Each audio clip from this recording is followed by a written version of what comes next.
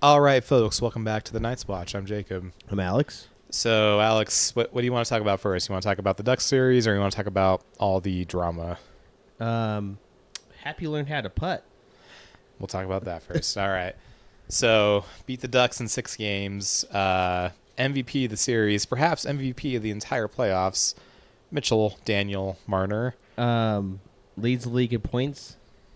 Is second in the league in goals to Howden and Dorofiev at this point, right? Oh, I got some stats to give you.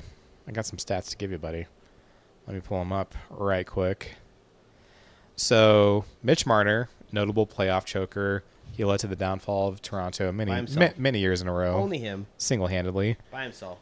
This guy, he chokes in the spotlight, chokes in the playoffs. Not a big game guy. Not a big game guy. Regular season merchant.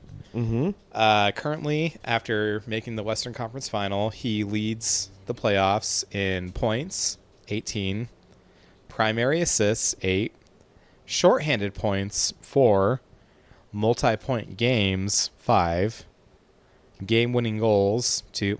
Game-winning goals, are those important? I think so. That means you're pretty clutch, right? Do you have to be clutch to score a game-winning goal? Mm-hmm. The fabled playoff GWG? The mythical playoff GWG? I would think so, right? Also leads the league in playoffs in hat tricks. Just one. He's the only one. Well, Dory's got one, right? Oh, yeah, so he co-leads. Are they both on Vegas? That's insane. No, right? And road goals, 6. So he also performs on... He's not just... At home, on the road, does everything. He's not I just... thought he disappeared games 5 through 7, right? Alex, this guy, he's what I call a dim lights merchant, okay? He's not doing this against Tampa. He's not doing this against Florida. Wait, I have another question for you. Who leads the league in goals right now? I think it's one Pavel Dorofiev. Yeah. Who does he play for? I don't know.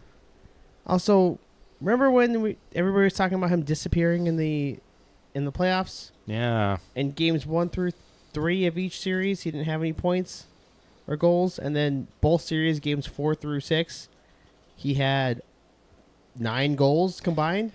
It's really crazy, man. It's almost as if you build your team correctly. You have multiple guys that are able pick it up, that are able to carry the mail on different nights. Like Alex Howden. Alex, are you familiar with the concept of depth?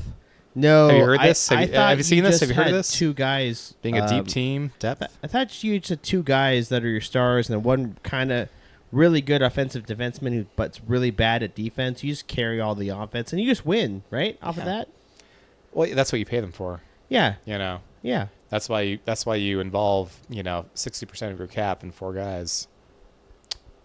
That's why you paid 3 bad defensemen $25 million, right? Yeah. Oh, definitely.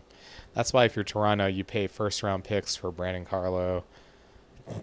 Give up Fraser Minton. You look how good he is in Boston right now. I know. He was pretty fucking good. So yeah. But man, what a second round. It was very much that team. The team that showed up had to show up. Yes. If they didn't show up the way they did, we would have lost this series in 5. Yeah. So to recap the whole thing, I guess look at the first 2 games. We should not have won game 1. We should not have. We looked. Carter Hart stole that game. Yeah, we looked awful.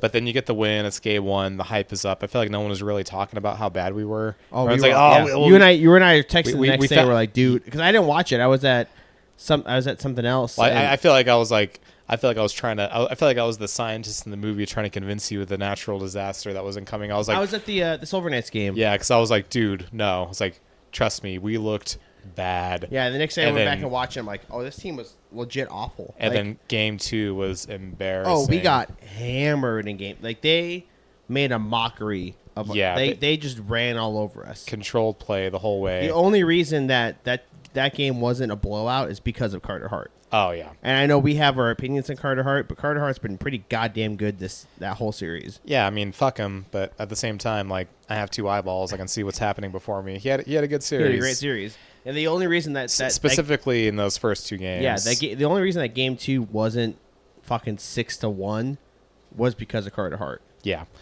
And, yeah, game 2 was awful. And that was when I was like, okay, I've seen 2 games of this. I was like, guys, I'm like, not only can we lose this series, we can lose it in 5 if they don't do something. Or don't respond. Right now.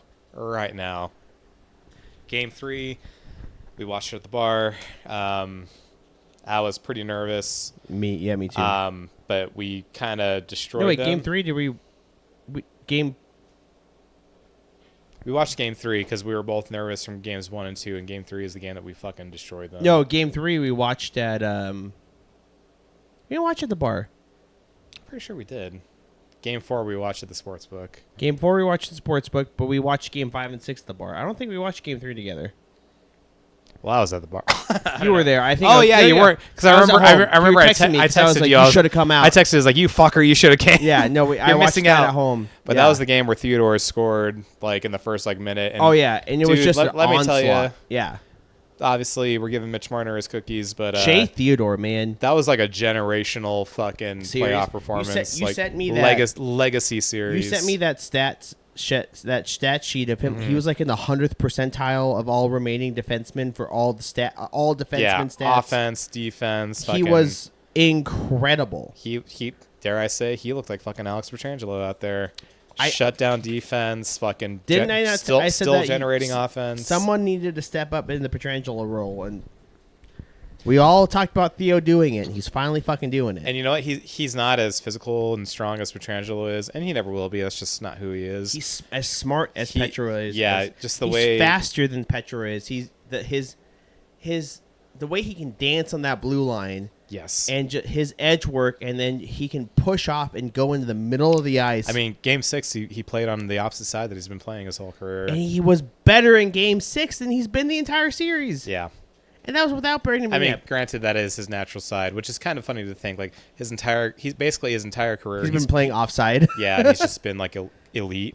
Yeah, elite, offhanded on the random side. But, like, yeah, that game, Game 3, it just ran through. Yeah. I mean, they dominated the Ducks that Game 3. Yeah. And then Game 4, the Ducks had a response, which you expect. Yeah, because Game 3, as much as we dominated, like it almost, and it's hard to criticize. For me, it's hard to criticize games like that, but it did almost feel like, oh, we got a few quick ones and then kind of coasted. Yes. Game 4 was a big response by the Ducks. Yeah, that was the one that we watched at the sportsbook, and even then, it was a close game. Like it was never out of reach. We just let up untimely goals. That was the first game in the series where I walked away, and I was like, you know what, we lost. I was like, and I remember texting you the next day. I was like, dude, like, call me crazy, but I don't think we played a bad game. Like, obviously, it wasn't good enough to win, but like, it wasn't like the first two where like alarm bells are going off, or we're like, oh shit, something's wrong. Yeah, in that game, you're like, there's good things here. We just lost. Yeah. You lose games sometimes. And then I felt confident going into Game 5. I was like, you know what? Like, we got this. It wasn't easy. Took overtime. Oh, man. How good was Dorofeyev in that game? So good. Dude, that overtime goal. The puck was bouncing, and it bounced just perfectly right onto his stick, and he's like, oh. That was the game. That was the night of Simpsons trivia, right? And then so I left the bar after the second period because I had to go to the gym. No, that was Nickelodeon trivia. No, Nickelodeon trivia. No, yeah. No. Simpsons trivia was Game 6. That was against Utah. No, I'm talking about was it Nickelodeon trivia? Nickelodeon trivia was Game 6 where we clinched. Okay, yeah. You stayed Thursday. for the entire game for that one. Yeah, well, because Jim got canceled that night. But game 5, you that was left Tuesday because I came for Game 5. Yeah, I remember I left early. Me and my brother were working out, and I was like, "Can I put the game on?" He's like, "Sure." And when Dorofeyev scored that goal, I was like, ah! Oh yeah, we obviously the break. I get up, I'm gonna go to the bathroom. Like, I can't sit down. I got to stand up. It's overtime. I was literally in the middle of a set, and I saw it happen. And I'm like, as I was pushing the weight up, I was like, "Woo!" Yeah, I was sitting there like, you can ask Tyler. I was like against the bar, like halfway down, like watching it, not touching anything. And it goes in, and I fucking just take off inside the bar, do a lap. Love it. Oh, yeah, it was... Dorofeyev was great. He had 2 goals that game, I think. Mm-hmm. He was really fucking good that game. And Hart was good that game. I mean, that's when all your start like everybody. Everything. Hurdle, I think Hurdle scored again that game. Yeah, huge goal. Like, I think it was a game time goal, right? Yeah, well, exactly, because he had that. I wouldn't say quite garbage time because it was only a 2-goal game, but he had that 6-on-5 goal in game 4, and I remember you and me and Tyler were like, oh well, maybe this at least means he'll get going. Opens him up, and then the next game, a lot better. Next game, not only does he score a goal, he scores a huge goal. Yeah. Well, let's back it up a little bit. So game 5, yes, we won in overtime, but a 5-minute major happens in the first. What was that? 5 minutes of the game. Yeah.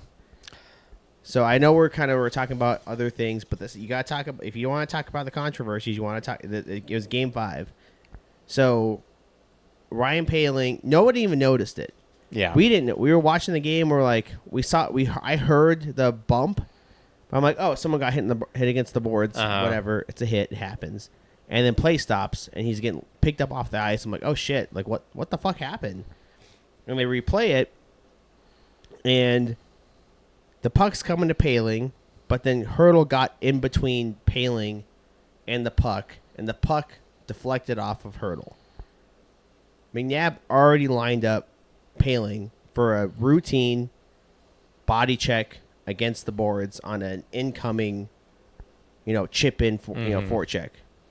Hits him square in the chest, no elbows, no shoulders, no head contact. Just clean through the torso. Didn't leap. Completely clean through the through the torso, and Poehling wasn't ready for it. Gets hit hard, bounces head up. It was on the replay, nasty hit. Bounces head off against the boards or against the glass, goes down, clearly out, concussion. Yeah. Not you want to feel awful. Feel awful for Poehling. That's awful. Don't give him the guy. Look like I hope the guy's okay.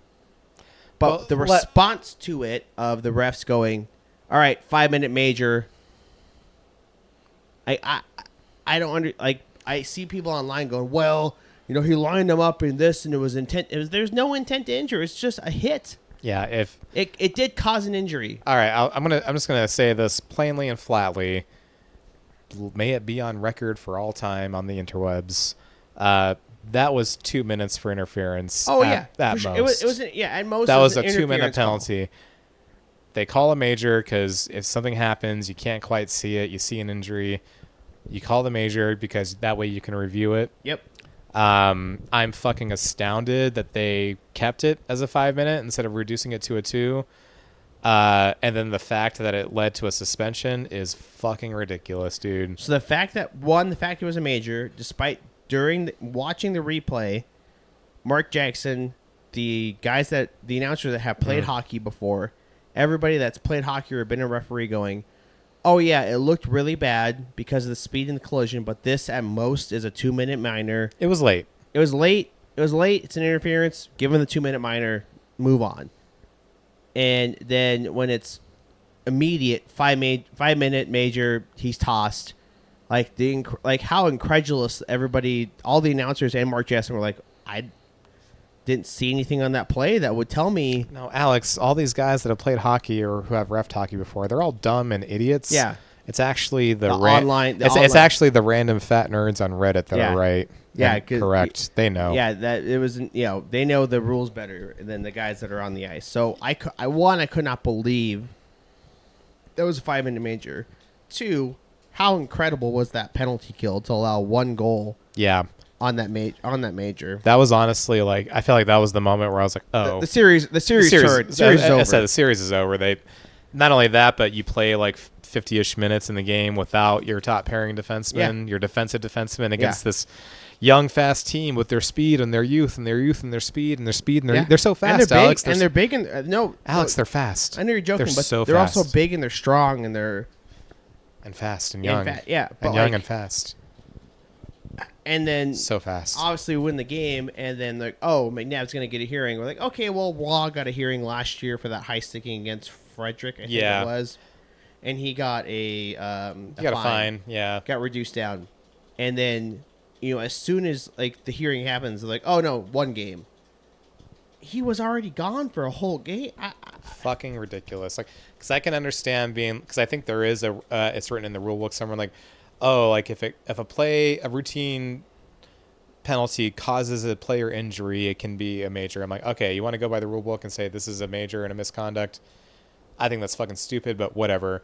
The fact that it was an additional suspension, essentially 2 games for this hit, fucking ridiculous. A hit that, as much as some chode with the fucking Toronto flair and our hockey has that doesn't want to believe it, a hit that happens literally all the time in the regular season. Like I've seen, if it's the playoffs and the puck was within a 10-foot vicinity of you, this is gonna sound very cheesy and very cliched. Keep your fucking head up. Don't be staring blankly at the ice and, to steal a phrase from you, limp like a fucking crash test dummy, just completely unbraced and unprepared that anything might. It's the fucking playoffs, dude. You're gonna get hit harder. Like again, like I'm not saying like, oh, these pussies don't know how to get hit. It's fucking hockey. You're gonna get hit. Like you have to be ready for. Like you have to know these guys are on the ice. You have to know a guy like McNabb is on the ice, a guy that will hit you. Like, and just to look down, like on, like even if it wasn't McNabb, someone was gonna hit him. Yeah. Like I think if McNabb didn't hit him, Turtle was probably gonna turn his body into him. He was gonna bounce off the boards anyways. Yeah, and I also just think of what was I thinking of? And then I looked up at the screen and I got distracted. I'm like, yeah, fight Quan Chi, kill his ass. But then after that happens, Coughlin, who got brought up because Korczak was. I remember what I was going to say. Did you see that play? I forgot at what point in the game it happened, but Gauthier hit someone into the boards, and then he very deliberately shot his shoulder upwards and tried to hit. I don't even remember who it was. I think it was Carlson. He tried to hit him in the head with his shoulder, and he fucking missed and grazed him. And the ESPN announcer's like, "Oh, Gauthier looking for a hit." I'm like, that was dirty as fuck. Yeah. Like that play that Stone made against whoever the fuck on the Blues like 5 years ago that they won't let go. Falk. Yeah, that wasn't Falk. It was fucking, I don't remember who it was. No, Falk was the captain at the time, right? Yeah, but it wasn't against him though. It was against someone that never played again, and they're like, "Oh, it was Stone's fault." Inconsequential. Yeah, and I'm like, okay, well, Gauthier does that on national TV, and we just like, oh, isn't it great that the Ducks have their young skill guys are also willing to be scrappy? Well, here's how I know. On the ice, nobody thought it was a major penalty. Nobody on the Ducks immediately stood up and went to go kill McNabb. Yeah. Because look, like with Pietrangelo during the Cup run, when he two-handed Draisaitl, the immediate response was like, "Oh, we're going to kill you." Yeah. Like, it wasn't even a two-hand. It was a one-hand tap. One-hand slash. But I will die by that. The immediate response was, "We're going to go after you." Yeah. Nobody went after McNabb. Yeah. And the rest of the game, it was a hit, whatever. The rest of the game, the Ducks really didn't go after anybody. Because it wasn't a fucking 5-minute major. But then, obviously the course of the game, we win. But in that course of the game, Coughlin gets high-sticked in, I think, the offensive zone. Mm-hmm. And they're like, well, Hannafin lifted his stick. I'm like, he didn't have control of his stick. Yeah. Guess what, fucker? It doesn't matter. It doesn't matter. That doesn't get called right. Control your fucking stick. And then Coughlin, at the end of the second period, has basically the exact same hit put on him. Puck is gone. He gets driven shoulder first into the boards. And no call for interference or boarding. Like, what are we doing here? My favorite delusional take from this whole thing are people taking one single frame screenshot of McNabb hitting Paling. And, right when he hits, your body recoils. Yeah.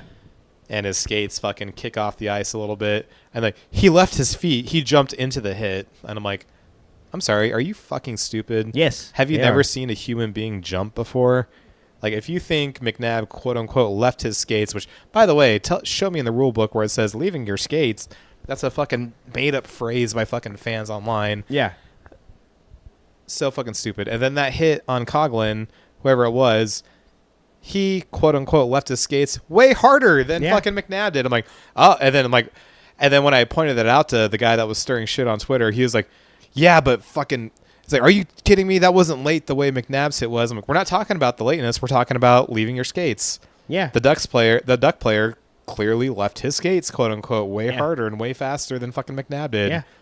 Oh, well, it was so late. I'm like, again, not talking about the timing. No. Every Vegas fan agrees that was a late hit.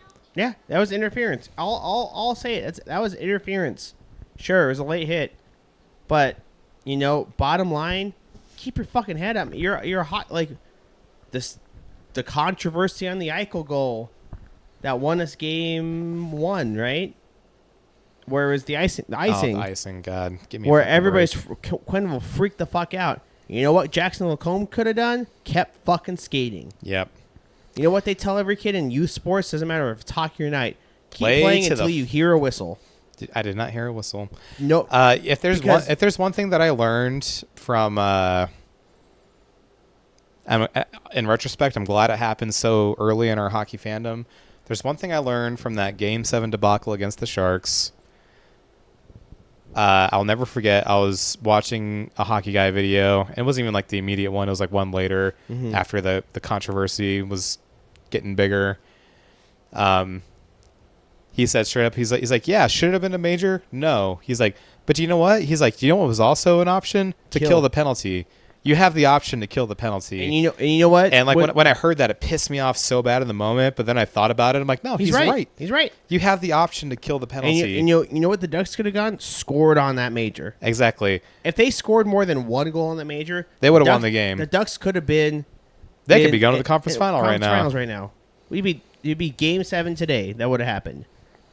Young team, bro. Score more than one goal on that power play. Yeah, or I don't know. Like, don't completely collapse in your defensive zone as soon as a whistle doesn't get blown. As soon as Mitch Marner enters the zone, completely fucking collapse. Yeah, or as soon as Pavel Dorofeev goes to the wall for the puck, like, what? It was supposed to be icing. What?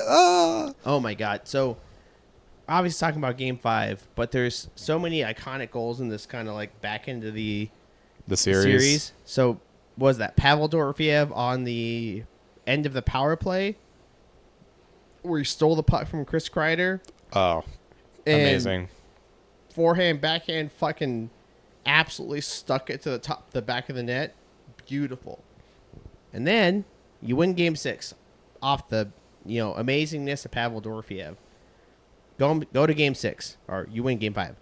Game 6, close it out in Anaheim.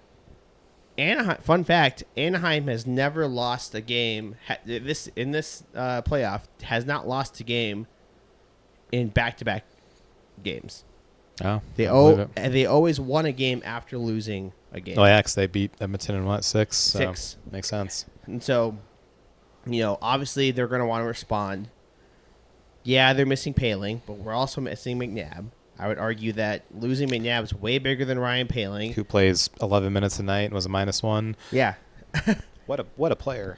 And we have to play Korzak, who's been frankly awful. Mm-hmm. You go into this game, you're like, okay, you and I both were like, I don't know if we can win this game. Just based on the personnel staff alone. No Stone, no Lausanne, no McNabb. It's going to be difficult. And they're going to be pissed. And holy shit.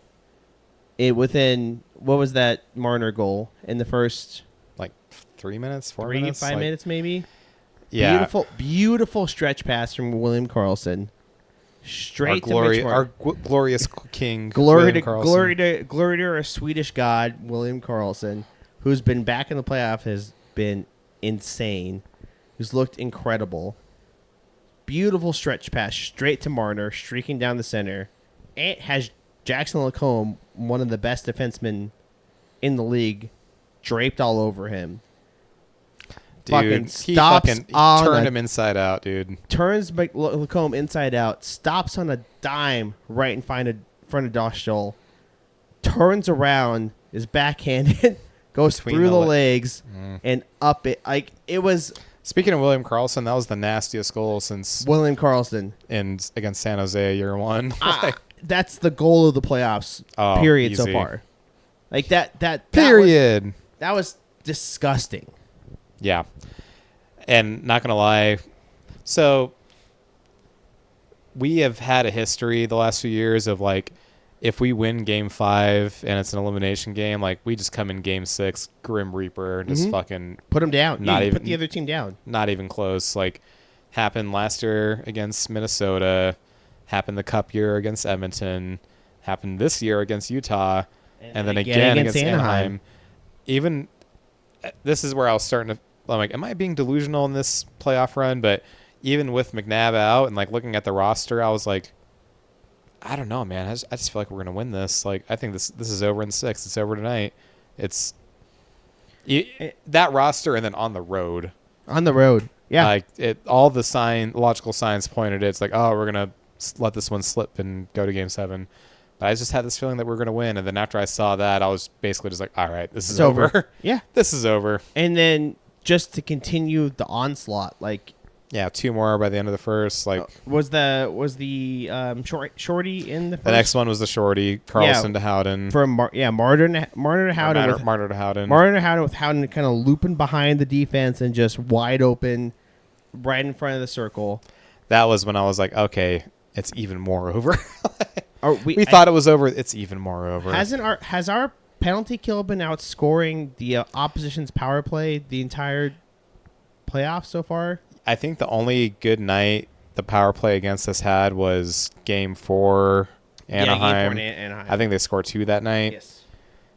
But even then, so they scored 2 against us. I think we've had 2 shorties against them. They scored 2 against us. Utah scored 1.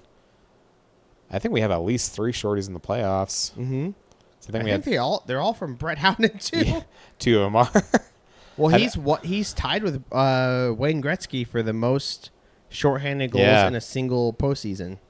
Wayne Gretzky? Dude's clutch. So anyways, that game was just an absolute dick stomping. Oh yeah, they scored 1 goal on the power play, I think. Yeah.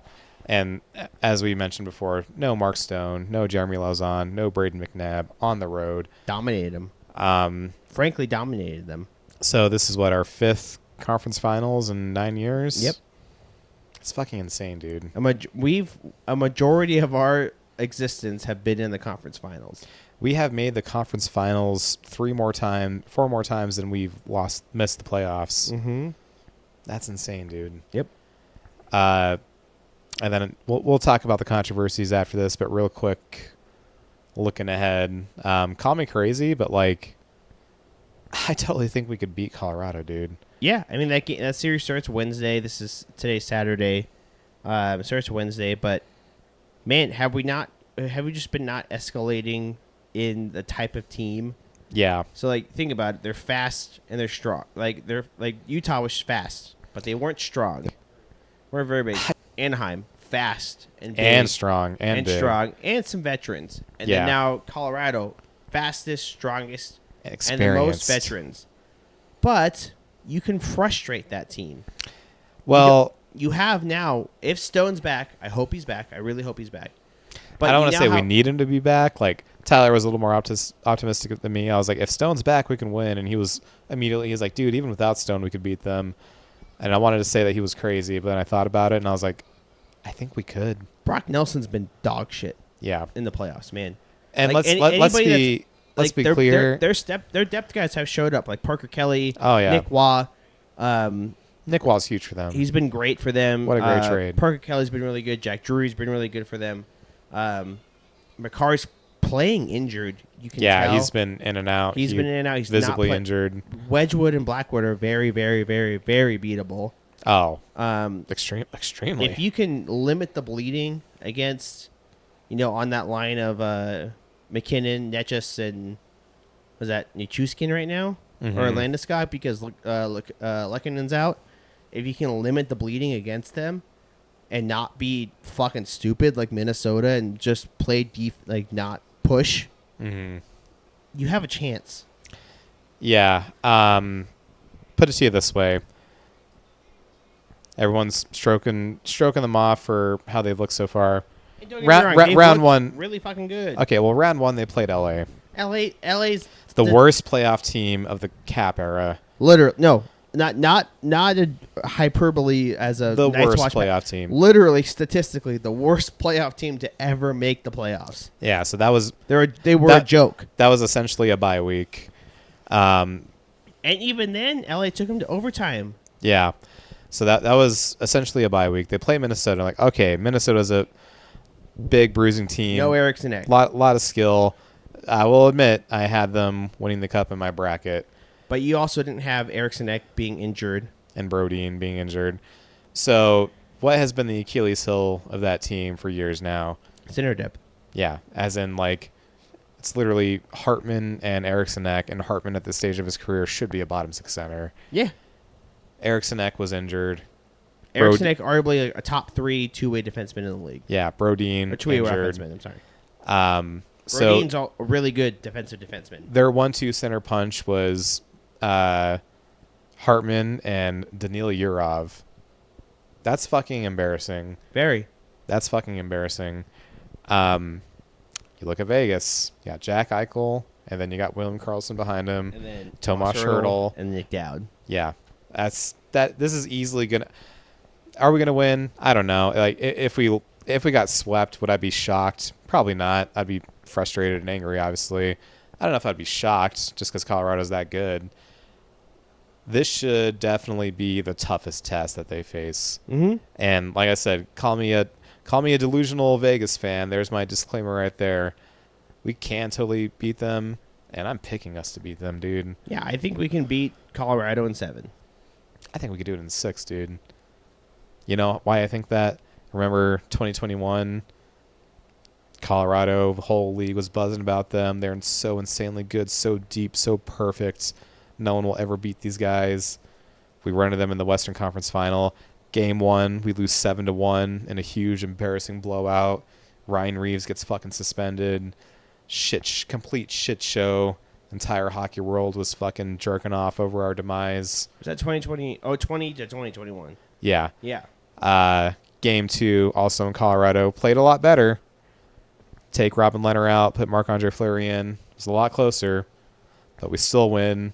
There's that infamous shot of Marshy on the ice with like a big sad frown on his face. Again, everyone on hockey internet is jerking off. Like, aha, bozo, look how sad you are. Ah, get fucked. Fuck you, Vegas. Game 3, we go to that game in Vegas. Down to the fucking wire. And then Max Pacioretty and Jonathan Marchessault fucking put it away within the last 5 minutes. And then we win 4 in a row. I'm going to pick Vegas in 6 because, quite simply, we've been in this exact situation before.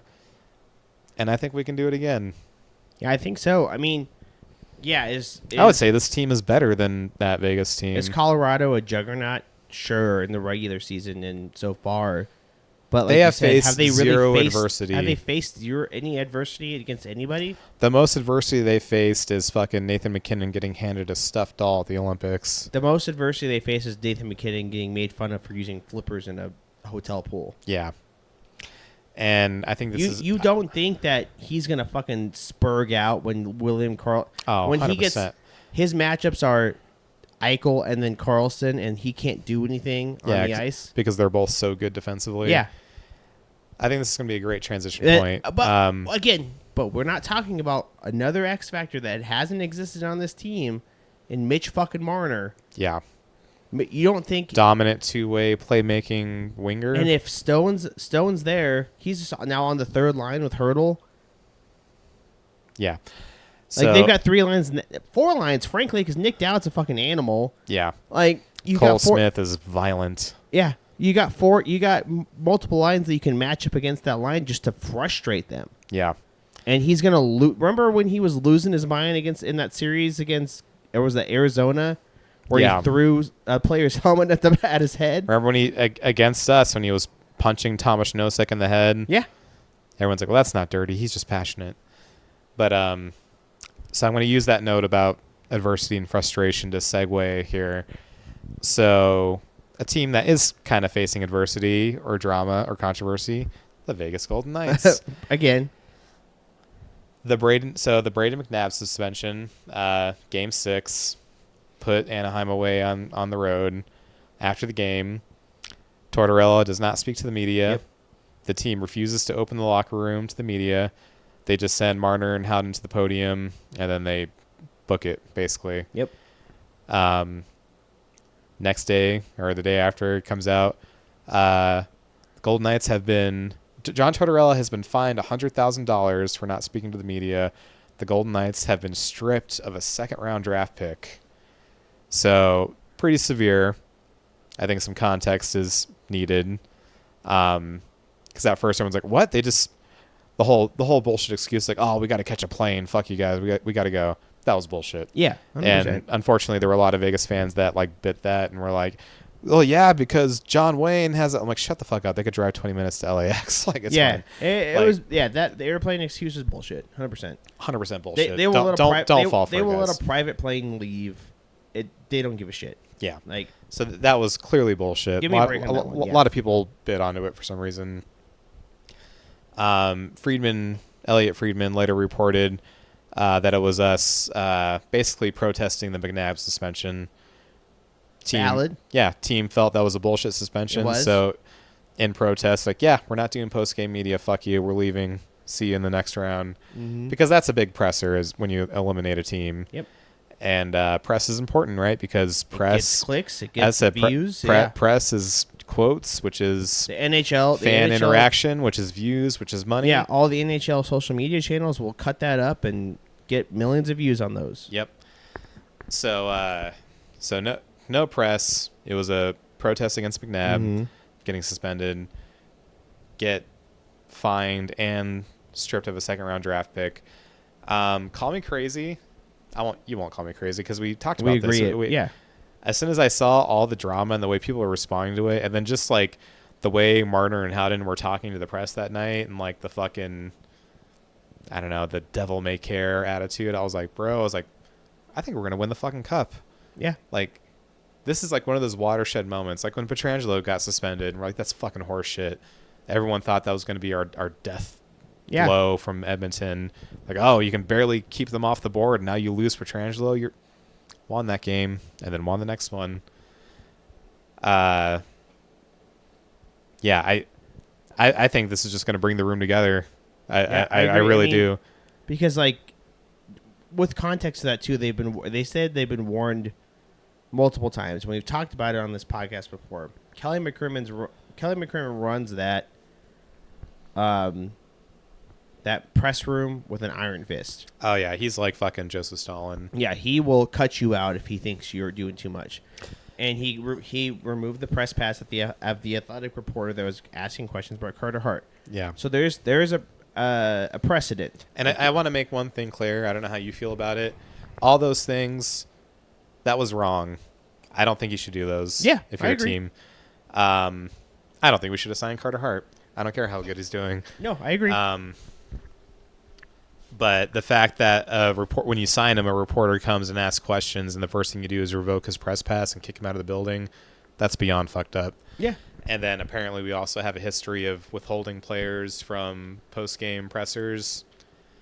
I understand. Here's what I think what it really is. A huge part of our appeal for free agents and trade targets is you're not going to be hassled by the media here. Yeah.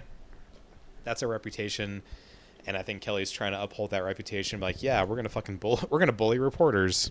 We're gonna bully reporters that come to the room and ask you questions. Yeah. In a media-driven league, you can't do that. In a league that lives off of media rights and lives off of money from media, you have to suck it up a little bit. Yeah, and I feel like I might be sounding like I'm trying to play both sides. I'm not trying to play both sides. I'm just saying that you have to accept the consequences of your actions.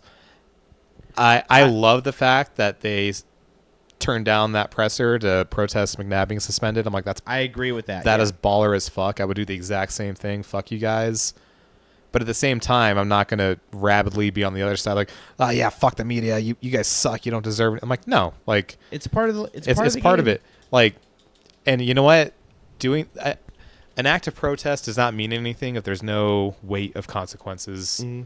So that's the way I look at it. I'm like, we protested, there were consequences, and that's why the protest means something. Yeah.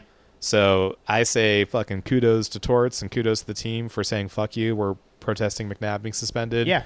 But also, I'm like, yeah, frankly, you guys, we frankly, we deserve the punishment.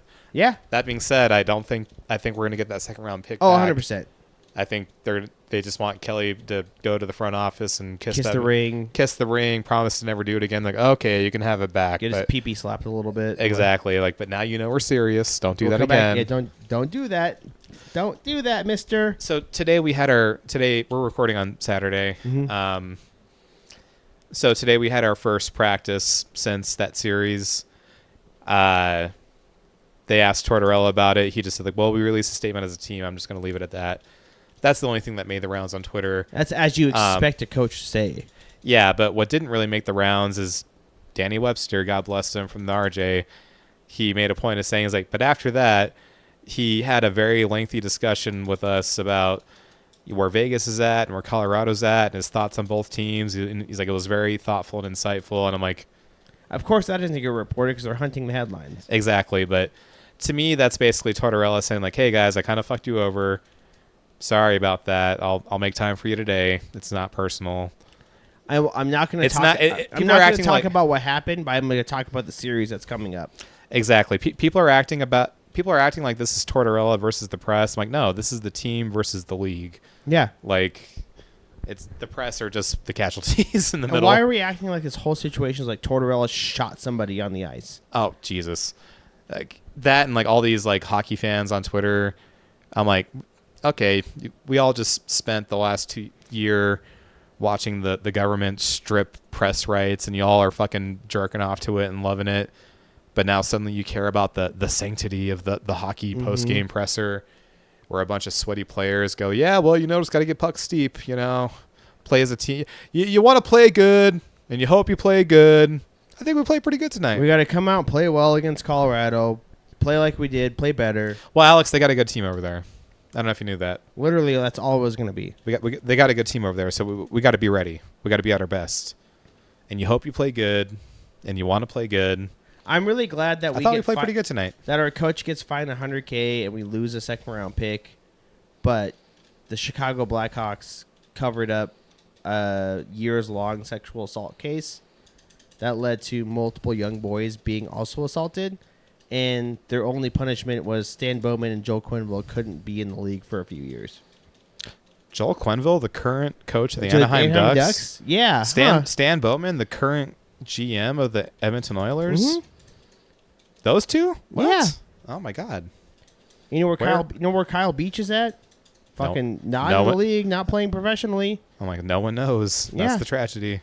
And you know what? You know what the Chicago Blackhawks got for it? Oh, multiple first-round picks and success again. And everybody got kind of swept that under the rug. They got Connor Bedard. Yeah, and people go, well, that's good. That's you're comparing things different. I'm like, no, this is a fucking media scrum versus a fucking covering up felony assault. Yeah. And then people are like, well, what about the Carter Hart of it all? And I'm like, I'm not here to say one thing's better than the other. That. Exactly. Like I said, I don't think we should have signed him. I don't like the guy. Fuck him. But we're talking about franchise punishments. Yeah. Chicago got nothing. We got punished for not having a press conference. They did not get punished for covering up one of their own players getting assaulted by one of their coaches. Yep. Remember the new GM of the Toronto Maple Leafs. Remember when he decided to have a unsanctioned rookie tryout camp? Oh yeah.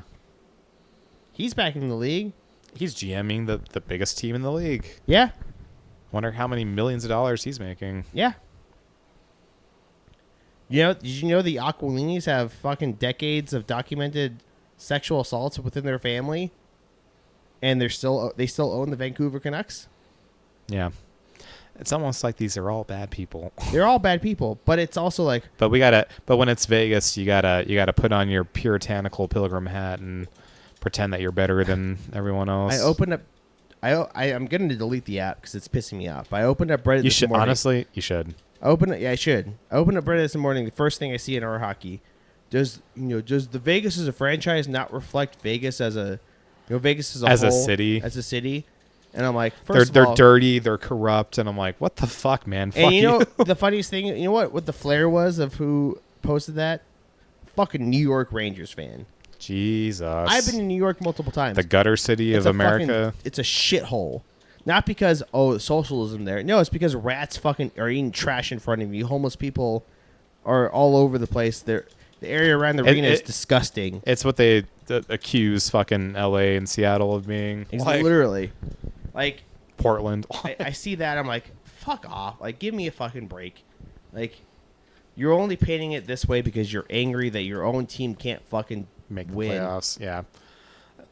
Well, throw it right back, and I'm like, do the Rangers not represent New York? Fucking bloated and corrupt and inefficient and living off reputation from 100 years ago. Who owns Madison Square Garden?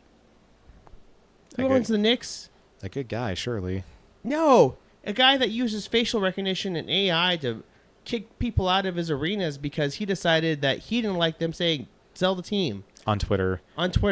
Yeah. Or that isn't that fucking insane? Or a reporter that wrote they will a slightly kick you, bad article about the Knicks. If you wrote something bad about the team, if you shit posted on Twitter, they will kick you out of the building. Yeah. You won't be allowed in if you bought a ticket. That'd be like if I said fuck the Knights and then I walked into T-Mobile and security came and got me. Like, sorry, our facial recognition picked you up from Twitter. You got to go. Literally. Like, I paid $120 for this ticket. Doesn't matter. You're out. Paid $100. Well, if you were a Rangers fan and paid $120 to watch the Rangers, first of all, you're a fucking idiot. But oh yeah. But Alex, it's Madison Square Garden. It's a legendary building.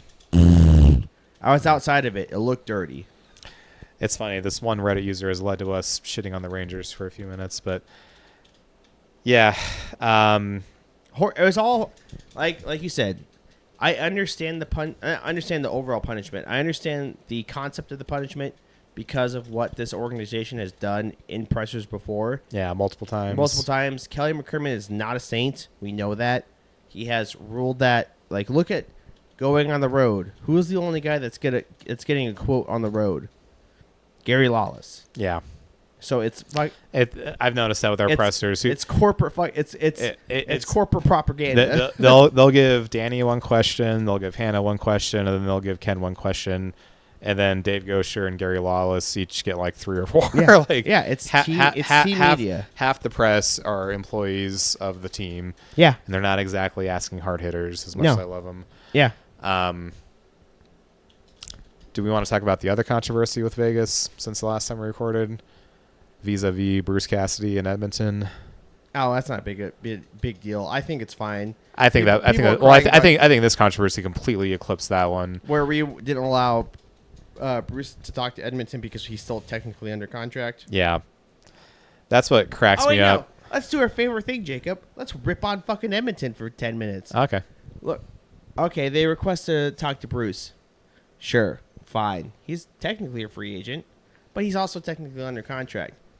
So let's say he's still getting a paycheck. So Vegas reserves, this man makes millions of dollars a year. A lot of money. Vegas reserves every right to go. Now he's still an employee, so fuck you, Alex. Don't you know that the right thing to do is to make your biggest rival better? I don't think anybody can make our biggest rival better other than firing Stan Bowman. Yeah, and so in response to that,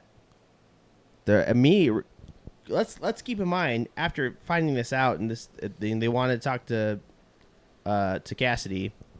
Knobloch still had a job at this point. Yeah, people are acting. I saw a lot of comments. Vegas is so trashy for not letting Cassidy interview with Edmonton, and I'm like, trashy. Edmonton, their head coach was still employed. His extension has not even kicked in yet.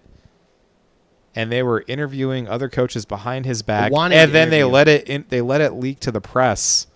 How the fuck do you think Chris Knobloch felt waking up and checking? Chris Knobloch's not a bad coach. He's Knobloch's a great coach. Imagine how he felt turning on Sportsnet the next day, and it's like, oh, the Oilers are trying to talk to Bruce Cassidy. I'm like, what? What the fuck? First thing I would do would be to call old Stan Bowman and ask, what the fuck? What the fuck is going on? Is this true? Yeah, like, are you shitting me right now? Did I just catch you talking to your ex? 2 days, fired. On a secret account? 2 days, fired. Yeah. And I'm like, okay, yeah, he was more calm and collected and a very even-minded guy. and their excuse is like, well, we feel like the room needs something else and some more push. I'm like, you know what the room needs? Fucking 4 real defensemen. Yeah. Like a coach doesn't fix Edmonton. Stan Bowman has torpedoed this team into the ground. Well, why did Bruce Cassidy lose his job? It was because this year Aiden Hill and Carter Hart were so dog shit in the regular season that we could not win a fucking game. Yeah. A coach is not going to fix your goaltending situation. A coach is not going to fix your personnel. Bruce Cassidy is not going to make Tristan Jarry a better goaltender. No coach is. No coach is going to make Calvin Picard a fucking starting goaltender. Yeah. Sorry, Connor Ingram. I think you're a cool guy and you went through a lot.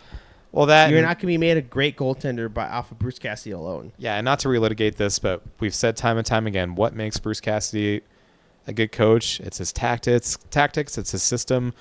What does his system entail? It entails having hard defense. It entails having big, strong defensemen that can also skate, that can muscle out plays to the outside lanes and give easy shots to the goalies.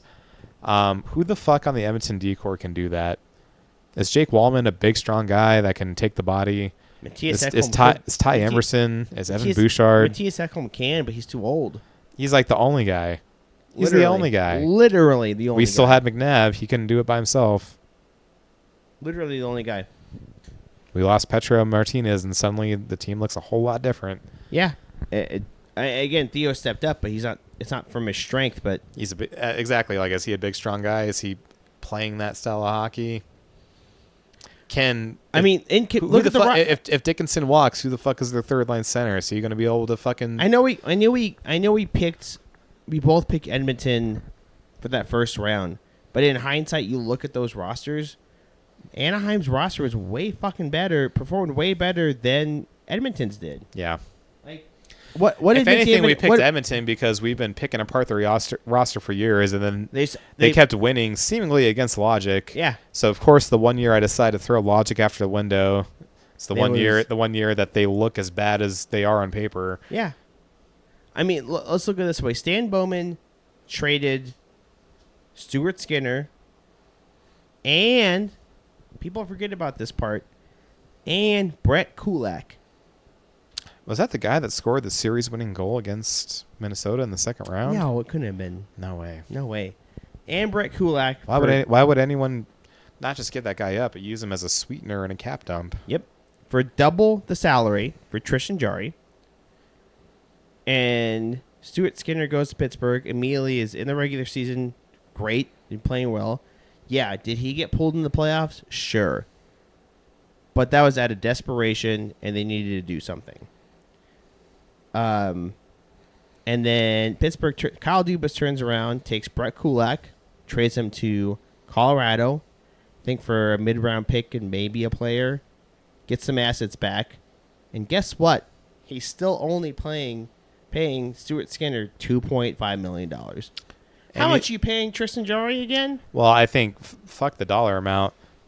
Stuart Skinner's a UFA. They can just let him walk if they want to. Yeah, Edmonton is stuck with two more years of 5 and which change, is the length of McDavid's extension, by the way. 5.5, 5.6 of Tristan Jarry, and also 2 more years of Jack Campbell's buyout. Yeah. And then it's Chris Knobloch's fault, so you fire him. Oh, and then guess what? His extension kicks in now, and you're gonna paying him what, $2 million? Did Buffalo have a big game tonight? Oh, huh? Who's their second line center? Could it be Ryan McLeod? Ryan McLeod, huh? That's crazy. And a guy that you traded them or let go for them to get Jeff Skinner? Yeah, is Jeff Skinner even in the fucking league? No. Yeah, I don't think so. So, yeah. I know that. We had a dance on their grave for a few minutes there. Yeah, but thankfully all this controversy in Vegas is distracting everyone from the fact that Edmonton is just a completely incompetent... And LA. So I mean, even why does Cassie want to go to those places? I can understand wanting to go to LA, just live on the beach, you know. Yeah, I mean, frankly, like, I wouldn't blame him if he wants to go to Toronto. You know, I was talking to Tyler about this earlier before you got to the bar. You know where I think could be a good place for him? Maybe not because of their center depth. I don't think they can skate in Cassidy's system, but dude, Minnesota should just fire John Hines and fucking I would. hire Cassidy. John Hines is not an NHL coach, dude. He's awful. Any team that's not us, I would say any team that's not obviously us, Florida. Dude, the Sens. Fucking fire Travis Green and hire Cassidy. The Devils. Yeah. Oh, yeah, dude. Hell yeah. They have 2 good centers there. Yeah. The Sharks, I know Warsaw is pretty good, but... I'm like, do you guys want to pat the rookies on the back or do you want to win? Yeah. I mean, there's a lot of places you can go that's not Edmonton. I frankly, I think Bruce is smart in that. He's going to look at the rosters and go, Edmonton, LA? Oh, fuck that. Like, yeah.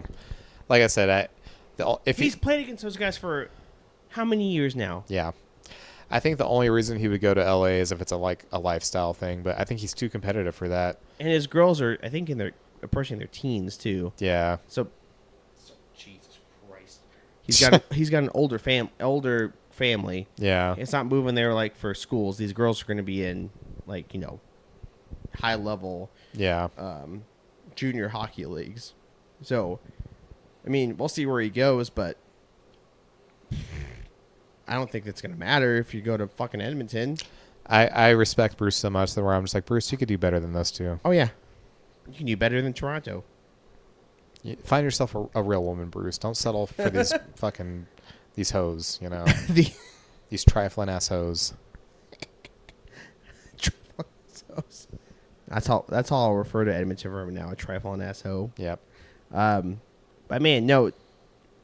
Western Conference Final. Did you think we were going to make the Western Conference Final? I was 6 months ago. I was shocked that we made the playoffs, and then I was even more shocked. We were literally talking about. I was even more shocked that we didn't lose in the first round. So, I'm at the point where I'm like, I don't care what anyone says. Making the conference finals, that's special. Win or lose, that's special. But and man, I'm at the point where I'm putting logic behind me, and I'm just in fan mode. I'm like, we're gonna win. We're gonna beat Colorado in 6, and then whoever we face in the final, we're gonna fucking kill. Everything I've seen is, Vegas is gonna get fucking swept. Oh, they're gonna get dominated. Does this team not thrive off that energy though? You're giving that to them. That's what you gave to them in the Stanley Cup run. I said, never forget the year that we won the Cup. The year before, we missed the playoffs. Everyone was dancing on our graves. All the preseason predictions. Yeah, Vegas, they took a big step back. They're going to finish like 5th or 6th in the Pacific. They're going to miss the playoffs by a mile. And then we were 1st in the Pacific, 1st in the West, shot through the playoffs like a fucking hot knife through butter. Weren't we picked in pretty much every series to lose? Yeah, and not a single series went to 7. Nope. Winnipeg in 5, Edmonton in 6, Stars in 6, Florida in 5. Yep. Never forget. Certainly sounds familiar, doesn't it? It kind of does. I think it feels the same, doesn't it? It feels like we're at a point again where it's everybody against Vegas. Nobody wants them to win. And when we played the Stars, they're like, oh, well, Vegas surely can't beat the Stars in this one. And then we won 3 in a row. Beat the dog shit out of the Stars. Made the final. This is Florida's final to lose. Beat the dog shit out of Florida. Bob, is 9 divisible by 3? Yes. 9 is divisible by 3. 9-3. My favorite number. September 3rd is Golden Knights Day. Mm-hmm. I mean,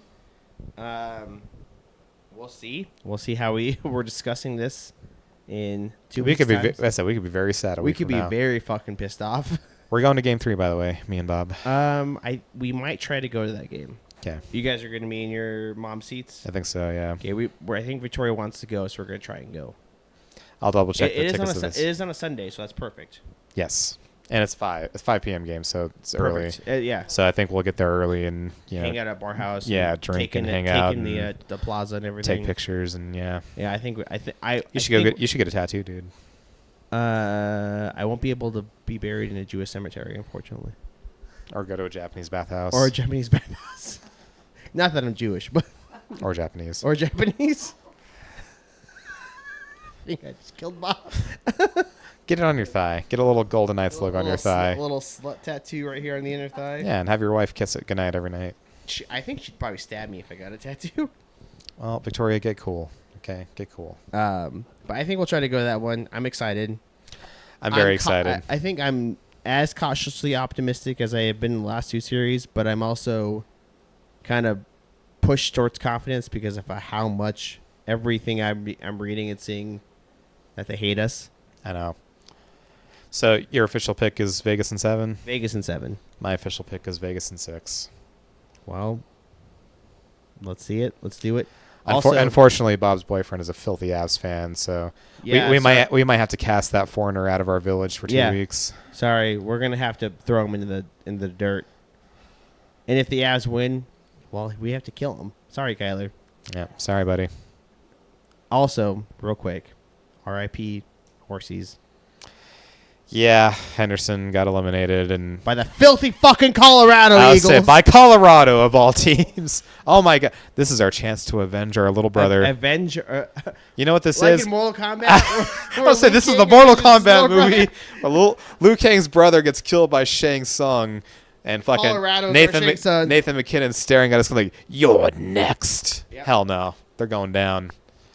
We're gonna fucking karate kick Nathan McKinnon into the spike pit.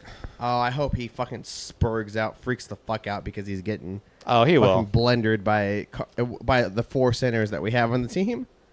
I honestly think it's gonna go the way our last series against them did. I think they might destroy us game 1. And well, that's what happened with Edmonton in the cup run. Exactly, and then I just think we're gonna get better and better, and they're gonna get more and more frustrated. Here's what I'll say.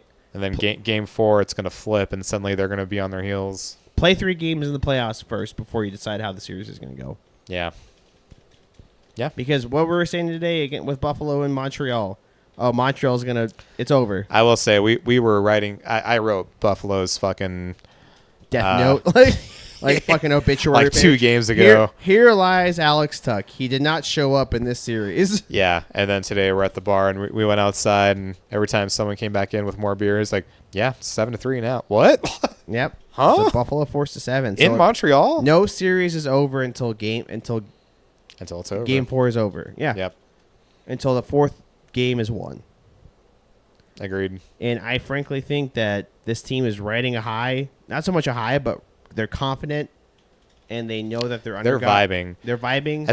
Like I said, as soon as Mitch Marner came to that post game presser, and how much fun he was having. Yeah, and like he didn't want to sit down. He's like, all right, well, we got a bus, and Torts will leave us, so let's make this happen quick. And then Brett Howden's just going like, oh shit. And how much him and Brett Howden are just like clicking, and then him, Carlson, and Howden.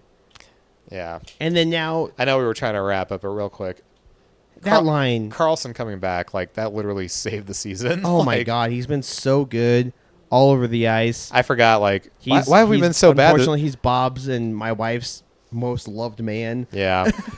Well, it's like, why were we so bad this season? Like, maybe it's because Carlson. We were missing it's because we're missing Carlson for, Probably. like, 70 games. Yeah, and then fucking Jack is thriving between the Russians. Yeah. It reminds me, my favorite story is being at Dollar Loan Center. It's Pavel. It's Pavel Dorofiev, Maxim Marishov, and Paul Cotter.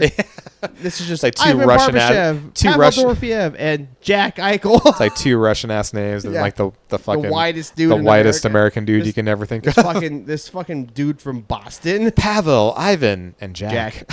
That's what it reminds me of. So they're flying together. Hurdle looks really good. Hurdle's playing well with Sissons. He looks like himself again. And then the 4th line looks good with Kolesar on it too. And this is all saying without Mark Stone in the lineup. If Mark Stone's back, the shit's done. If Mark Stone slots out Sod and he's playing on the 3rd line with Hurdle or wherever you want to slot him, that's a superstar back in the lineup. And then I mean, please God, let Jeremy Lazon's body heal before Wednesday. No, God, for real. Like, we need that body. We need that meanness. Cogs has been really good. Hutton's been okay. But we need Lozon back. There are no sheltered minutes against Colorado. No, we need. They're gonna get hit. No line, no pairing is. There's no safe shift that you can give them. Every single line against Colorado is fast and mean. Yep. But that being said, I call it delusional. Vegas in 6. Call it fucking hockey in May, but Hockey Vegas in May. You know, I'll revise mine. Vegas in 6. Vegas in 6. There you have it, folks. The Night's Watch pick.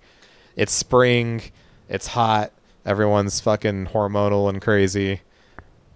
Vegas in 6. Let's go. Stay gold. Stay gold.